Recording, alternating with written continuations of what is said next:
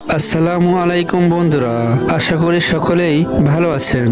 হযরত মুসা আলাইহিস সালামের কাছে একবার এক যুবক এসে বলল, হে আল্লাহর নবী, আমি জীবজন্তু লালন পালন করি। আপনি দয়া করে আল্লাহর কাছে দোয়া করুন যাতে আমি তাদের সুখ দুঃখের সকল কথা বুঝতে পারি আর উপযুক্ত ব্যবস্থা নিতে পারি। যুবকটির কথা শুনে মুসা আলাইহিস সালাম বললেন, সাবধান, এর থেকে বিরত থাকো। এর মধ্যে অনেক বিপজ্জনক ব্যাপার স্যাপার লুকিয়ে আছে যা তুমি সহ্য করতে পারবে না। কিন্তু যুবকটি নাছরবান্দা, সে বারবার কাকতি মিনতির সুরে একই আবদার জানাতে লাগলো। মুসা আলাইহিস সালাম বললেন, এটা মঙ্গলজনক নয়। যুবকটি শেষে বলল, আর বেশি না হয় অন্তত গৃহপালিত মোরগ কুকুরের বাসা বোঝার ব্যবস্থা করে দিন। তার এই মিনতির দরুন হযরত মুসা আলাইহিস সালাম আল্লাহর কাছে এ ব্যাপারে দোয়া করলেন। আল্লাহ তাআলা তার দোয়া কবুল করে নিলেন এবং যুবকটিকে জীবজন্তুর বাসা বোঝার ক্ষমতা দান করলেন। যুবকটি খুশি মনে বাড়ি ফিরে গেল আর মনে মনে বলল, এবার জীবজন্তুর সকল চালাকি ধরা যাবে। পরদিন ভোরে যখন বাড়ির হাঁস মুরগি ছেড়ে দেওয়া হলো, তখন সে যুবকটি মোরগের কথা শোনার জন্য বারান্দায় এসে বসলো। বাড়ির কাজের মেয়ে রাতের বেঁচে যাওয়া রুটির টুকরা উঠোনে নিক্ষেপ করলো। কুকুরটিও কাছে ছিল। এমন সময় মোরগটি জাপটি মেরে রুটির টুকরো মুখে পড়ে নিল। কুকুরটি প্রতিবাদের সুরে মোরগকে বলল, রুটির টুকরো আমার ভাগে ছিল, তুই নিয়ে গেলি কেন?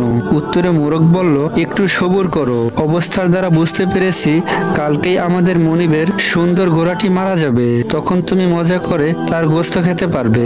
বারান্দায় বসে থাকা যুবক মোরগের কথা শুনে চিন্তায় পড়ে গেল। অতঃপর লোকসান এড়ানোর জন্য ঘোড়াটি বাজারে নিয়ে বিক্রি করে দিল। পরদিন ভোরে আবারও যখন উঠোনে রুটির টুকরো ছড়ানো হলো, তখন মোরগটি তার সাথে সাথে লুফে নিল।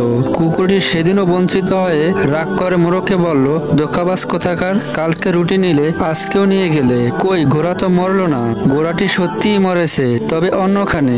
অধৈর্য হয় না, অবস্থার দ্বারা জেনেছি বরং মালিক অন্যথায় তা বিক্রি করে দিয়েছেন।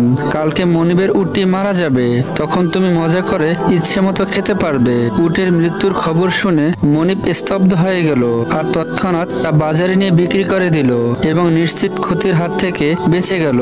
পরদিন ভোরে আবার রুটি ফেলা হলো, সাথে সাথে মোরগ রুটির টুকরো লুফে নিল। কুকুরটি আজও ব্যর্থ হলো। তখন সে তাচ্ছিল্যের সুরে মোরগকে বলল, বড়ই প্রতারক দেখছি তোকে, প্রতিদিনই আমাকে ধোঁকা দিচ্ছিস। মোরগ বলল, ধৈর্যহারা হয় না বন্ধু, কাল দেখবে মনিবের গোলামটি মারা যাবে, তখন শিরনি ইত্যাদি করবে, তখন গোস্ত পোলাও ইত্যাদি অনেক কিছুই তুমি খেতে পারবে। মনিব মোরগের কথা শুনে অত্যন্ত বিচলিত হয়ে গেল। সে দ্রুত গোলামটাকে অন্য কারো কাছে বিক্রি করে দিল এবং বিরাট ক্ষয়ক্ষতির হাত থেকে রক্ষা পেল। আর মনে মনে ভাবলো, এ জীবজন্তুদের বাসা বুঝে ভালোই উপকার হলো, এতে অনেক ক্ষতি থেকে বাঁচা গেল। কিন্তু এতে সে জেনে বুঝে অন্যকে ক্ষতির সম্মুখীন করলো, সে চিন্তা সে করলো না। চতুর্থ দিন ভোরের কথা, রুটির টুকরো আজও একাই লুফে নিল মোরগ। অসহায় কুকুর রাগের চোটে মোরগকে গালাগাল করতে লাগলো। মোরগ তাকে সান্ত্বনার বাণী শুনিয়ে বলল, হে বন্ধু, আর একটু ধৈর্য ধরো, কাল দেখবে মনিব নিজেই মারা যাবে। কাল তিনি মারা গেলে ওয়ারিশরা গোস্ত পোলাও শিরনি ইত্যাদি করবে, তখন তুমি পেট পুরে খেয়ে নিও। আজ মোরগের কথা শুনে যুবকটি বিচলিত হয়ে পড়ল। কাল যে সে মারা যাবে এই পেরেশানিতে সে অস্থির হয়ে পড়ল। আসলে আল্লাহ পাকের কুদরতের মাঝে অনেক গোপন কথা লুকায়িত থাকে যা কেউ জানে না। কিন্তু মানুষ যখন সীমালঙ্ঘন করে তখনই যত সব বিপত্তি ঘটে। মাল সম্পদের সামান্য ক্ষয়ক্ষতিতে মনিবের জান বেঁচে যেত এবং মুসিবত মালের উপর দিয়ে চলে যেত, কিন্তু মনিব তা মানেনি, তাই বিপদ তার নিজের উপরই চলে এসেছে। নিরুপায় যুবক দৌড়ে মুসা আলাইহিস সালামের দরবারে হাজির হলো। তাকে সকল ঘটনা খুলে বলল, অতবার মিনতি করে বলল, হে আল্লাহর নবী, আমাকে রক্ষা করুন। মুসা আলাইহিস সালাম বললেন, আমি তো আগেই বলেছি সেই বিষয়টি আপনার জন্য মঙ্গলজনক হবে না। আপনি কেমন স্বার্থপর, শুধু নিজের স্বার্থ দেখলেন, অপরের ক্ষতি দেখলেন না। নিজের ক্ষতির কথা ভেবে সব বিক্রি করে দিলেন, অথচ যে তা কিনেছে সে তো ক্ষতির মধ্যে পড়েছে, সেটা বিবেচনায় নিলেন না। এজন্য বিপদ আপনার উপরই চলে এসেছে।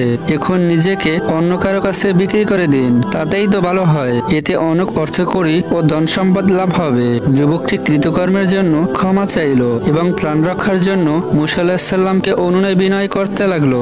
মুসা আলাইহিস সালাম বললেন, দেখুন, কামান থেকে গুলি বেরিয়ে যাওয়ার পর তাকে আর কামানে ঢুকে এখন আপনার মৃত্যু অবধারিত হয়ে গেছে, এর থেকে আপনার আর রেহাই নেই। তবে আমি আপনার জন্য দোয়া করব যাতে আপনি ঈমানের সহিত মৃত্যুবরণ করতে পারেন। হযরত মুসা আলাইহিস সালামের কথা শেষ না হতেই যুবকটির শারীরিক পরিবর্তন শুরু হলো, একবার বমিও হলো। তার তার শরীর নিস্তেজ হয়ে আসলো। এই সময় চারজন লোক তাকে ধরে বাড়ির দিকে নিয়ে গেল, কিন্তু বাড়ি পৌঁছানো গেল না। মৃদু এক ঝাঁকুনি দিয়ে তার প্রাণ উড়ে গেল চিরদিনের জন্য।